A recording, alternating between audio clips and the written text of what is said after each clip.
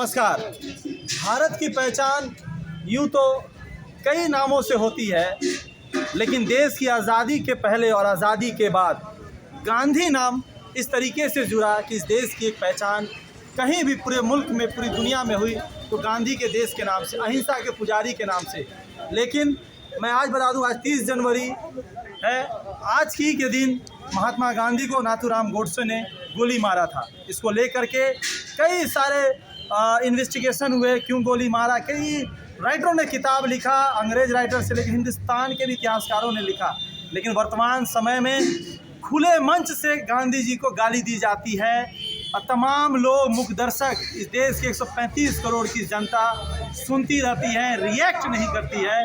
आज यही चुपते हुए कुछ सवालों के साथ दरभंगा टावर पे, जहां गांधी जी की प्रतिमा है, यहाँ काफ़ी लोग आ रहे हैं। हम इन लोगों से सवाल पूछेंगे कि सिर्फ 30 जनवरी और 2 अक्टूबर ही गांधी और पर्स के जो खांचे उसमें ही गांधी रहेंगी, या दिल में भी कभी गांधी को वास्तविकता दी जाएगी कि नहीं दी जाएगी इस अहिंसा के पुजारी को।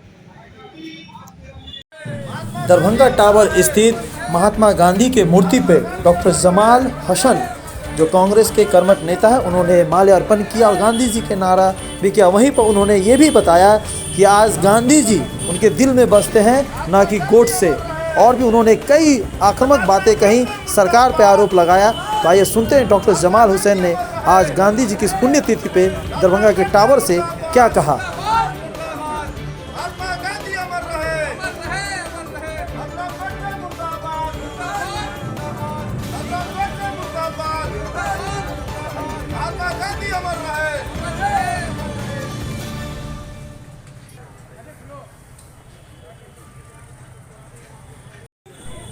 जनवरी को हम लोग यहाँ पर आए हैं क्योंकि आज हमारे देश के राष्ट्रपिता महात्मा गांधी जी की आज हत्या की गई थी, आज़ाद भारत के पहले आतंकवादी नाथूराम गोडसे के द्वारा। आज उनकी शहादत दिवस पर, जो शहीद दिवस हम लोग मनाते हैं, उस मौके पर आज हम लोग राष्ट्रपिता बापू जी के मूर्ति पर माल्यार्पण करने हम लोग यहाँ पर मौजूद हैं। एक सवाल है जमाल जी कि एक माहौल देश में अजीब सा बन रहा है कि गांधी के देश में गांधी का को ही जो है ना बेगाना किया जा रहा है। ये जो तंत्र है उसको लेकर के आप लोगों ने क्या कोई अभियान छेड़ा है क्या अभी तक? देखिए, एक लाइन कहना चाहूँगा शुरुआत से मैं। ये किसने कहा आपसे कि मैं आंधी के साथ हूँ? ये किसने कहा आपसे मैं आंधी के साथ हूँ? गोडसे के दौर में मैं गांधी के साथ हूँ। देखिए, इस चीज़ को समझना पड़ेगा। ये जो देश में हालात कब से बने हैं कि गांधी के खिलाफ में एक महाज खड़ा हुआ, जो देश के प्रथम आतंकवादी, देश के पहले आतंकवादी को लोग आज के डेट में नाथूराम गोडसे का ट्रेंड चला रहा है। ट्विटर पर आप देख सकते हैं, जहां गांधी जी के लिए करोड़ों ट्वीट चल रहे हैं। देश से नहीं, विदेशों से लोग गांधी जी को जो है श्रद्धांजलि अर्पित कर रहे हैं। वहाँ पर कुछ लोग जो आप जानते हैं कि किस पार्टी के समर्थक है, किस सोच के समर्थक है, वो लोग आज नाथूराम गोडसे को ट्रेंड कर रहे हैं। लेकिन कुछ लोगों की आप बात कर रहे हैं, क्या प्रशासन को या सरकार को उन पर कार्रवाई करनी चाहिए? देखिए, इस चीज़ को आपने जो सवाल किया है, सरकार और प्रशासन, सरकार के हाथ में प्रशासन होती है और सरकार की क्या सोच है वो किसी से छुपी नहीं। आज सरकार के बड़े बड़े आपको होर्डिंग फ्लैग से सब जगह दिख जाएंगे कि गांधी जी को हम श्रद्धांजलि अर्पित कर रहे हैं, लेकिन उनके दिल में गांधी नहीं है, उनके दिल में गोडसे है। क्योंकि अगर उनके दिल में गोडसे नहीं होता तो आज जो गांधी के खिलाफ जो विचारधारा की जो लड़ाई चल रही है, जो आज गोडसे को लोग ट्रेंड कर रहे हैं, आज सरकार उस पर कार्रवाई ली होती। लेकिन सरकार इस मामले पर अगर चुप है तो कहीं ना कहीं इसका मौन समर्थन है। इस बात को आप समझिए कि वो लोग गोडसे की विचारधारा को, वर्तमान सरकार जो है गोडसे के समर्थक है। एक सवाल है, गांधी जी अहिंसा की आइडियोलॉजी को फॉलो करते थे, हिंसा पर उनका विश्वास नहीं था, तो क्या उनके समर्थन में जो माहौल बनाने पर आप लोग अहिंसा का रूप अपनाएंगे या हिंसा का रूप? नहीं, हम लोग गांधी जी के गांधीवादी विचारधारा के समर्थक और हम लोग अहिंसा के समर्थक। आप देख सकते हैं, जब से ये सरकार आई है भाजपा की, आप देख सकते हैं कोई भी बड़ा खुश नहीं है। किसान अपने लिए रोड पर खड़ा हुआ, आज स्टूडेंट को मारा गया, आपको 26 जनवरी से पहले स्टूडेंट को मारा गया,